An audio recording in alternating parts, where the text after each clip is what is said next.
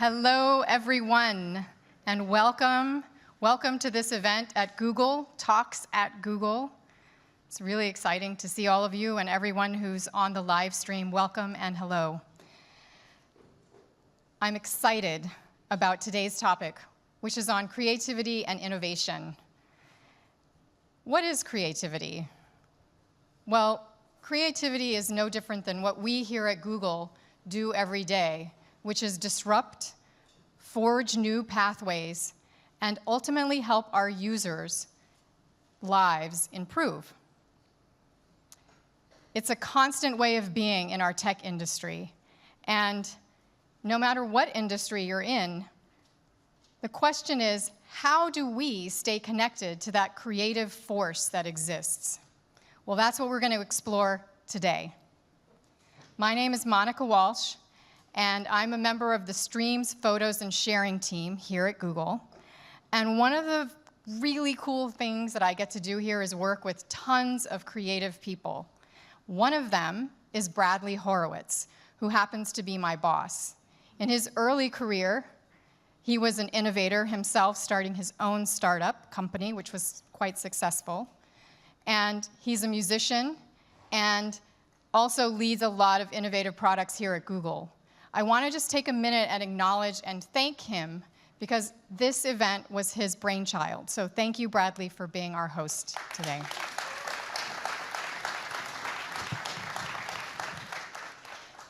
In the next couple of hours, we're going to go on a journey, a musical journey. We'll have discussions, and yes, there'll be music.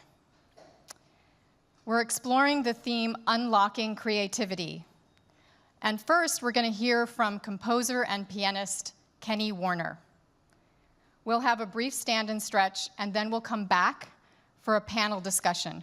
I'll talk more about the panel in a minute. So, first, Kenny.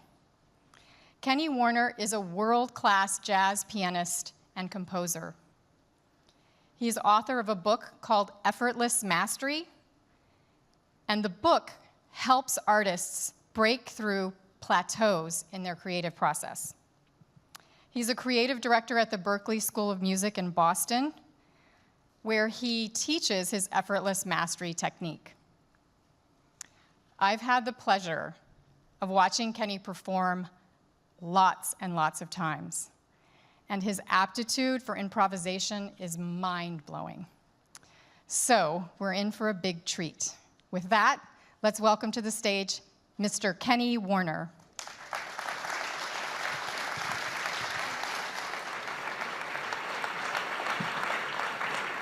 Thanks, Monica. Yeah.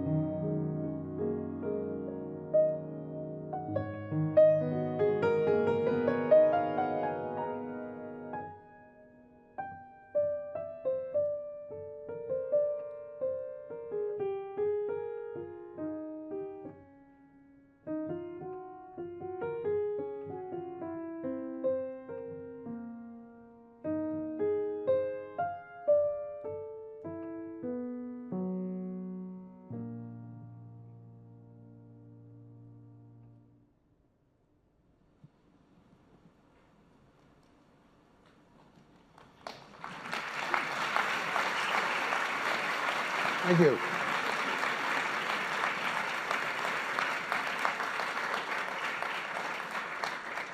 Thank you. I decided I can do these kind of things like for hours. And then it's just the problem is stopping. But in a concise amount of time, I thought it might be good to be able to play and talk, sort of like Victor Borge meets Deepak Chopra. Actually, it's kind of rare. Most musicians can really play, but they don't like to talk about it. And there's some people that are very eloquent in talking about it, but maybe the playing is not so wonderful. And this was just a thing I found I could do. It's almost like Planet of the Apes. You know, I thought, wow, he talks. And what I started to talk about was a state of mind, which I knew nothing about, but I just read it when I was working with people. And the basis of it is this. When I'm working with musicians, I say, think about a time when you had to play really well, and it was really important to do well. How'd you play? And usually they kind of look at each other nervously and go, you know, like that, you know. So then I said, well, now think about a time when you were just messing around, and it didn't matter what you were doing. Or for you older musicians, you were playing a wedding and nobody was listening. How did you play then? And they usually say, better. So I said, great, you know, now the clinic is over. You just found out the most important piece of information. All this time you've been trying to play well. Now that you know when you try to play well, you play worse, you're never going to do it again, right? From now on, you'll never try when you play. And of course, then they laugh a little bit. Because we're programmed, even if they know that in their life, when they try harder, they do worse, they still can't help it after about 5 bars of music. So then we talk about it, you know. We talk about all the things that come up, especially in music school. You know, like, boy, that kid next to me is playing better than me, or this guy plays better than me and he's younger than me, you know. Or, you know, maybe I'm not as talented as I thought I was, or it's really important I play well because I want the esteem of the people around me.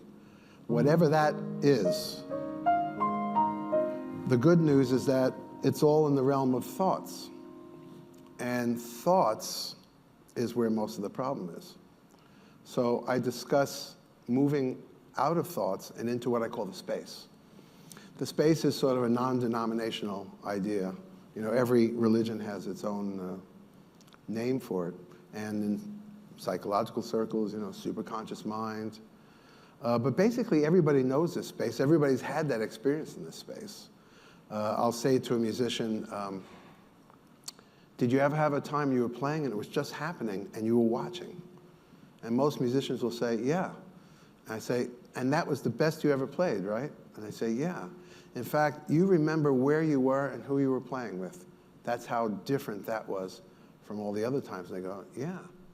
So the whole idea is getting out of the mind, or the conscious mind, and into this space.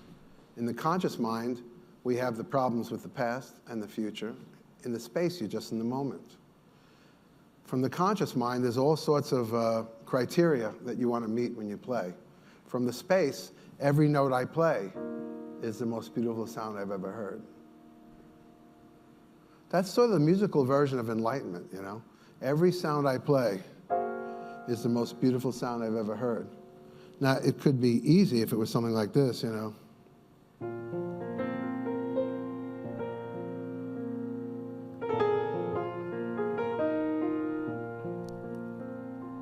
But if you're in that state of mind, it doesn't matter what notes you play.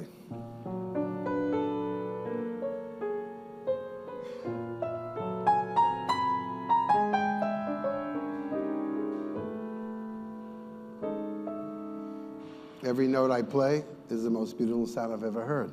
And from the space, that's where you go. Instead of trying to make music, you have this sense of receiving music. And that's really great because it takes away a lot of responsibility. For example, if I play a concert and someone comes up to me and says, wow, man, that really sucked, you know. I could say, well, don't blame me. It wasn't me. Talk to him.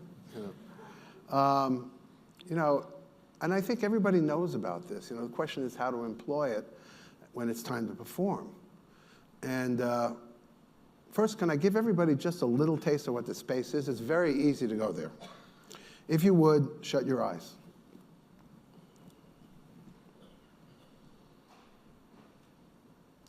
Now, all I'd like you to do is notice that you're breathing. You don't have to exaggerate the breathing. Just like noticing the traffic outside. You were breathing already, I'm sure of it. Just notice it.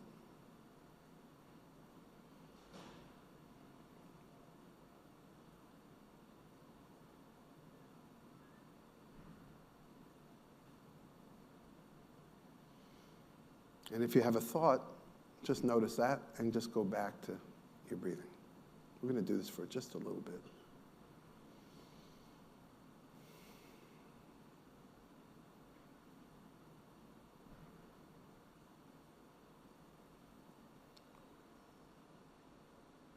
And when you're ready, you could open your eyes. Now, imagine playing from there or working from there. That's what we work on.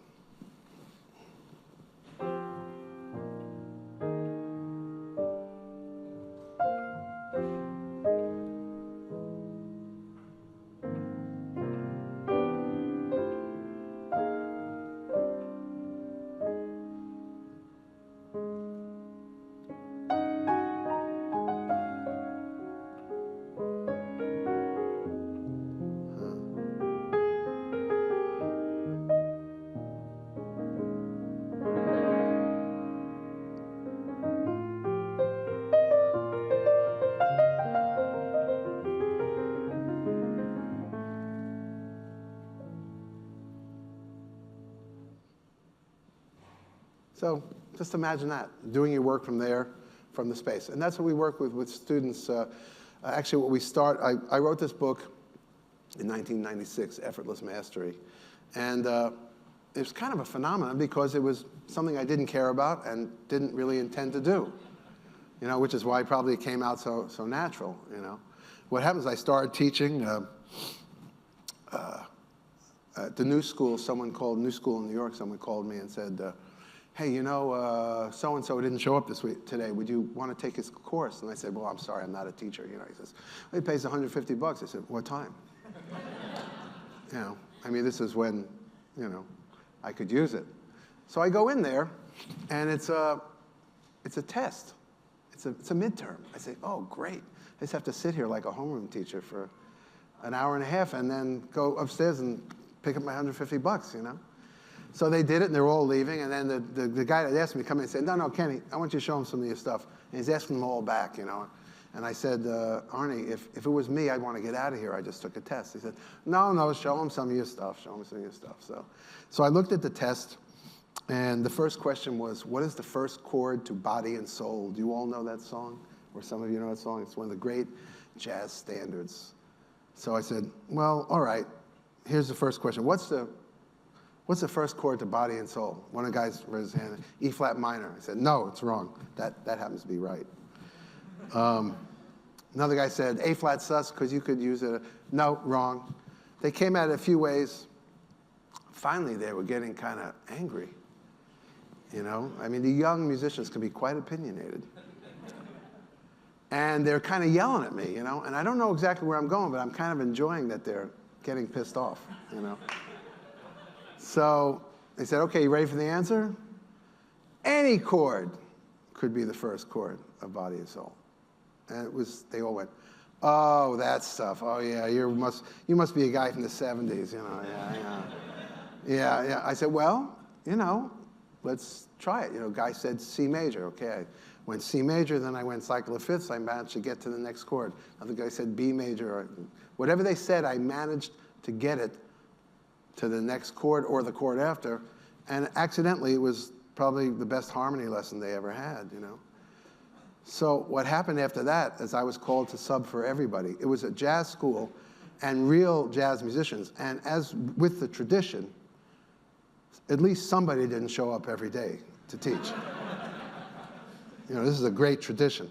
So I got called every day. I did a different class every day, and I started saying this stuff, and it seemed to make sense, And then after a while, I did a couple of these things for a convention, and then the word was out, This is something different, and there's a real musician saying it, So I started to get calls to do lectures and demonstrations, and after a while, it was before the internet. I'm sure you've all heard of that. Before the internet, people were sending tapes to each other about what I said. I'm saying, I'm a musician. Why are you paying attention to what I'm saying? I kind of resented it a little bit, And then I realized that somehow people needed this message. So about 95, 96, I thought, somebody that's making all these tapes, they're going to write it down. I should write it down. And I did. And it's been all over the world. Musicians and artists of other disciplines seem to use it. I get calls and in the middle, someone says, hey, what's up with your book? I just read it and I played the best gig of my life. Oh, well, just practice the steps in there and start over tomorrow. So it's really weird because I still am really just, in my mind, a musician. Where am I playing next? Where am I writing next? But, and this kind of thing keeps sort of happening, And it's great for this kind of letting go, which is kind of is great for composing. Because I've had composers say, how do I apply effortless mastery to composing? And I say, oh, that's easy. First of all, what is the most nervous, anxiety-ridden part of composing? It's a blank page. So, and the only reason that is because you're trying to write something good. So they said to me, how do you apply this with effortless mastery? I said, just go home and write something bad. You'll fill pages and pages and pages, really easy, And as you can imagine, going home to write something bad, after about 2 or 3 bars, they were writing something very good, and then they got attached, and then they couldn't continue. So it's that kind of thing, Basically, I asked the musicians, why do you think it's so important that you play well? And somebody will go, well, the tradition. Another person will say, well, my honoring of Duke Ellington. And I say, no. You don't want to play bad, because if you play bad, you'll feel bad about yourself. So the only problem with that is if you feel bad about yourself and you don't want to play bad, you're going to try to play good. And when you try to play good, you play bad. So that's the dysfunctional loop. So we practiced when I started to teach people privately, and I did this myself. I had a teacher in Brazil show me this simple exercise on the piano, just dropping my fingers and not expecting anything.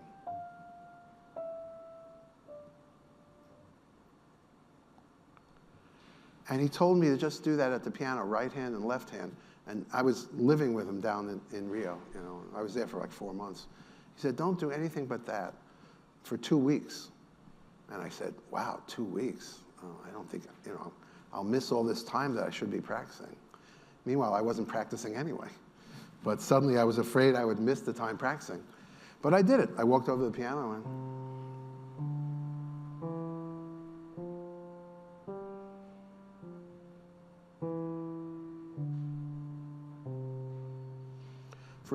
not for 2 weeks. After 6 days, this Brazilian woman called me to come to a party and play at the party with my friend Victor, who I went down there with. And I said, well, I really can't do that because I'm supposed to be doing this exercise for the next 2 weeks, for another week and a half. And she said, oh, come on, I really want you to come. So we went there. But after just 6 days of doing this,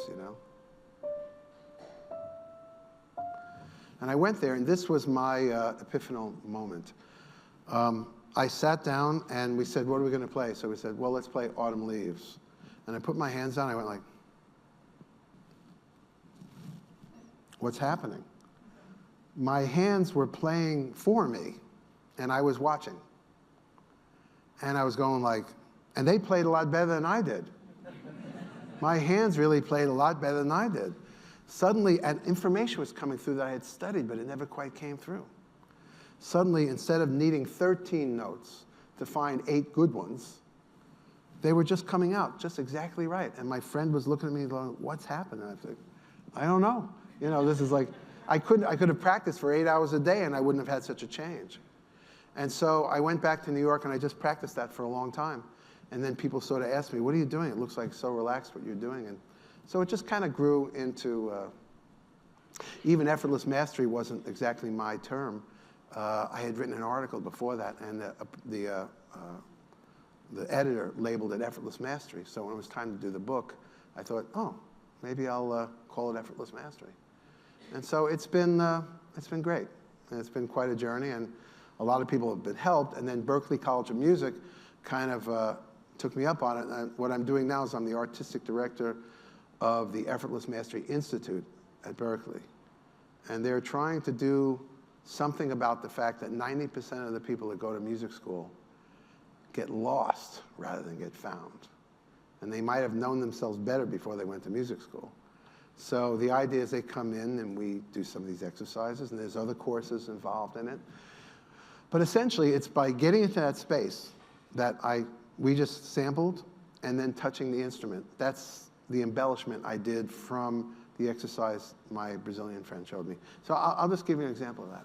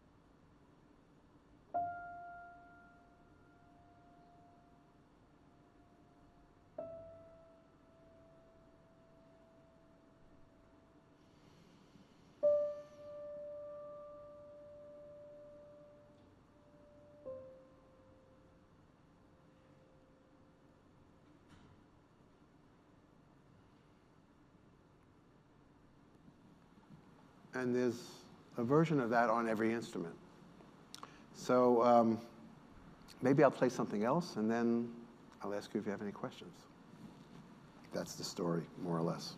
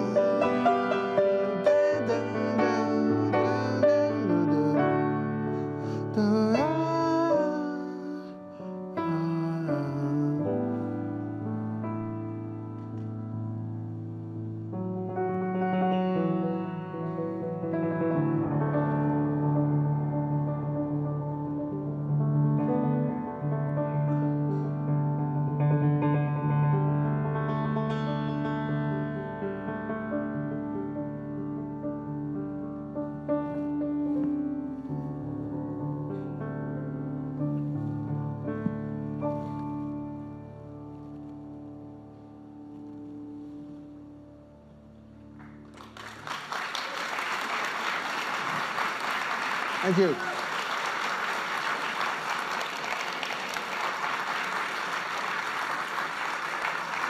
Thank you. I see by the big clock that I'm almost out of time, so this is a great pleasure and a great privilege, and my good old friends Bradley and Monica brought me out here, and I've never done it for anybody except hung-up musicians, you know? You all don't look hung up, so I'm really searching for things that, no, I'm kidding. So I really appreciate her bringing me out, and I think you're going to hear a lot of really liberated thinking in the collection of people that they brought today. So thank you.